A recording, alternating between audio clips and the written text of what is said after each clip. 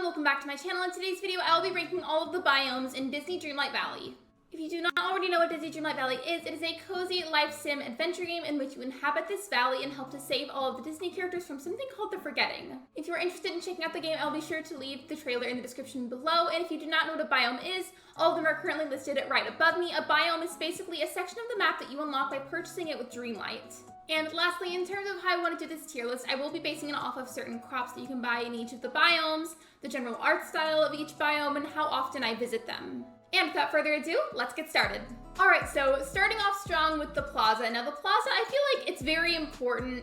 You start off there, but I feel like aside from it being where you initially start and kind of where your house is unless you decide to move it, I just feel like it doesn't have a whole lot to offer, and I feel bad saying that because it does have some important things, and it does have nice things about it. It's very beautiful, especially if you choose to decorate it in whatever way that you like the most. But I feel like it's kind of so-so. I wouldn't consider it in the I'm obsessed category.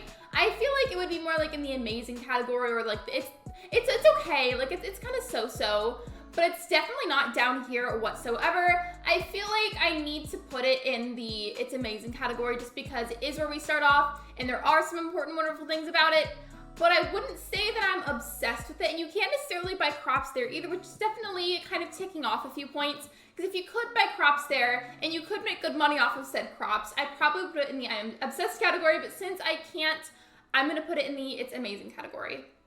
And the next one that we're going to rank is the Peaceful Meadow. The Peaceful Meadow, it's iconic, it's very beautiful, it's very relaxing. It's also the first biome that you unlock aside from the plaza, which is where you spawn. In the Peaceful Meadow, you have the first Goofy stand that you can unlock to buy crops from, and I feel like there's better crops out there. The ones in the Peaceful Meadow are okay.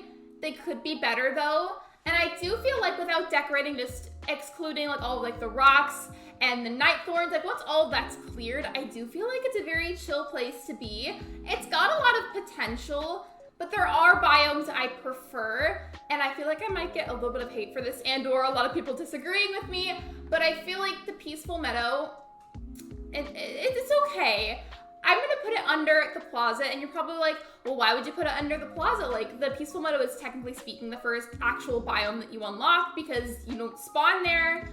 I know that, but I feel like the plaza has a little bit more importance, just a little bit compared to the Peaceful Meadow. So the Peaceful Meadow is gonna go a little bit under, but I feel like they're almost like neck and neck, if you will.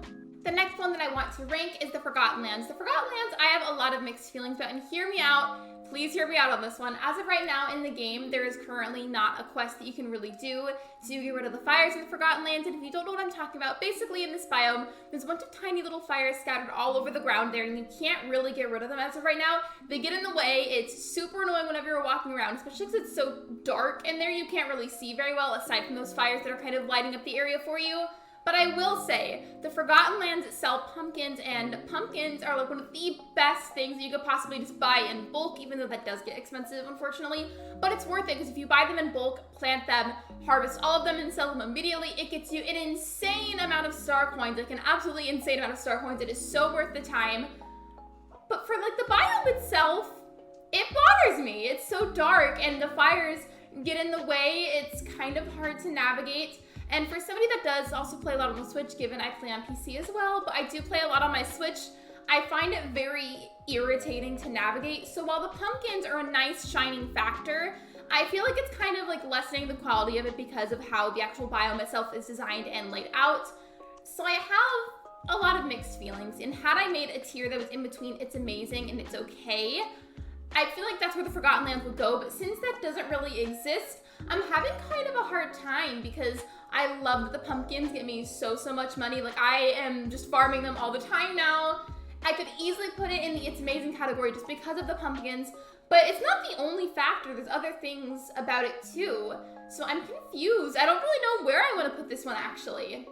So after a little bit of thinking, I decided to go ahead and put the Forgotten Lands into the It's Amazing category. I know I was just saying all about how annoying it is trying to navigate that area sometimes, but I feel like the level of money that you can get off of farming the pumpkins just outweighs that annoyance by quite a bit. Yes, it's inconvenient, but I feel like the pumpkins just makes it all worth it, to be completely honest with you. And I know eventually, most likely, the creators of the game will add some sort of quest to get rid of those. Like, I'm sure they will. I feel like There's gotta be a reason they're there, and even if they didn't make a quest to get rid of those, I still feel like the pumpkins makes it worth it.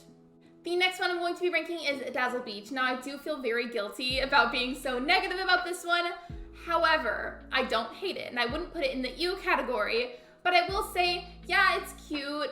Its design is cute, but in terms of crops, there's not really much that you can buy there to really farm a bunch of like you would with pumpkins or asparagus or onions to really get a bunch of star coins.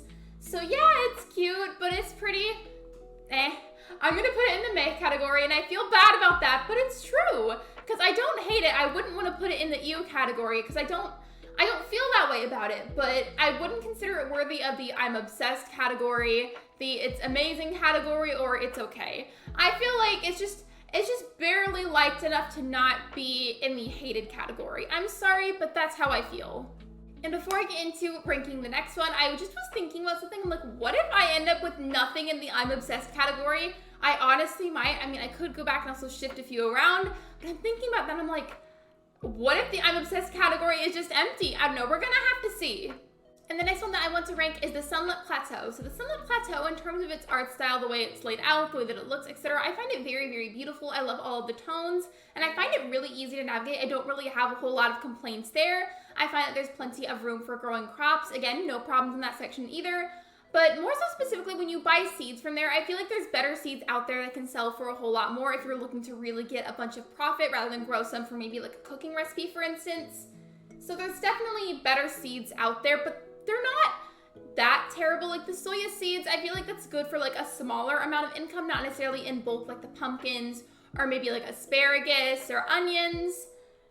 But it could be worse. It could be worse. So all of that considered, I feel like I'm going to put it in the I'm obsessed category. And to be completely honest with you, I might end up being the only one in the I'm obsessed category, but that's okay. The next one that I want to rank is the Forest of Valor. So the Forest of Valor has a very profitable crop. Not as much as pumpkins or asparagus, but it does sell for quite a bit of money. If you farm onions the same way that you would pumpkins, you can still get a pretty good amount. So maybe if you don't have access to the pumpkins yet, but you need something to farm to get a good amount of star coins, I would definitely recommend buying a bunch of onions in bulk. I do feel like it's worth your time. The onions sell for, I believe, approximately 170 star coins. I might be a little bit off. But the Forest of Valor, I do generally like it, and it is unfortunately not very, it's not lit up very well, kind of like how the Forgotten Land is, but it is better. I do find it a little bit easier to see, a little bit easier to move around in comparison to the Forgotten Lands. So with that being said, I don't know if it's I'm obsessed or if it's amazing. I feel like it could go in either, to be honest. I thought at first that the Sunlit Plateau would be the only one up here, but now I'm just kind of like, maybe I could put the Forest of Valor up there too, because I do like it. It's very pretty. It's a bit easier to see compared to the Forgotten Lands. So I guess it could go up here. The next one that I want to put on the tier list is the Frosted Heights. So the Frosted Heights is an absolutely gorgeous biome. At the moment, to me at least, it feels extra cozy because it is the winter time as I'm filming this. I feel an extra special connection to it because of that coziness. Aside from how beautiful it is, I will say it's got a handful of seeds that you can sell and farm for and get a good amount of star coins. Like aside from the onions and the pumpkins, which I've already gone over a couple of times today, I do feel like the Frosted Heights also offers a good couple of options. So with that being said, personally, I don't consider myself like super obsessed with it per se, but with the overall quality of its appearance, what you can do there, and the seeds, I feel like I would say it's amazing. I know. The crops do sell for a good amount of money that you can get from there. But at the same time, as of right now, again, filming this right now, there is not currently any characters that you can obtain from there. There's not really any quests at the moment. And if there were, I would put it in the I'm obsessed category. But because it doesn't really have those, I'm gonna put it underneath, right below it at It's Amazing. But it definitely would be up there if there were quests and characters that you could obtain from that biome. And last but most certainly not least, we have the Glade of Trust. Now, the Glade of Trust, I feel very confident where I'm going to put it, but let me explain first. So in terms of crops and the profit that you can get from those seeds, I feel like it could be better, but it could also be significantly worse. The most profitable crop you can get from there, I believe, is the okra. Correct me if I'm wrong, but I believe it's the okra. But there's still other crops that could sell for more. For instance, I'm pretty sure the onions sell for more than the okra, but there's also seeds that sell for less than the okra. You know what I mean? It's just about in the middle. It's kind of average, I'd say, in terms of its appearance and the art of it. Again, I feel like it's pretty so-so. I would say, though, the Dazzle Beach is kind of just...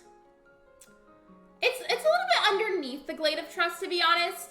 Dazzle Beach is definitely in the May category, no doubt, but the Glade of Trust I feel like is a step up from Dazzle Beach, at least in my opinion. I feel like it's nicely lit, but the Sunlit Plateau, in comparison to that, let me just compare the two for a moment. The Sunlit Plateau is lit up a lot better. In fact, of all of these, the Sunlit Plateau I feel like is lit up the best and is one of the easiest to navigate. I'm not saying it's the easiest of all of them to navigate, but it's definitely up there. Glade of Trust, I don't really have any issues navigating either, so that's a big plus. The seeds, again, could be better. I feel like, though, if it was just a wee bit brighter in the Glade of Trust, I would like it better. But with the overall art, I do feel like it's pretty cute. But with all those factors combined together, I wouldn't consider it I'm obsessed, and I wouldn't consider it it's, amazing. So I feel like it's gonna go next to the Peaceful Meadow on the It's Okay category. And that is the end of today's video. Thank you so much for watching. I really, really appreciate it. Be sure to subscribe if you haven't already, and I will see you guys in the next video. Bye, everyone!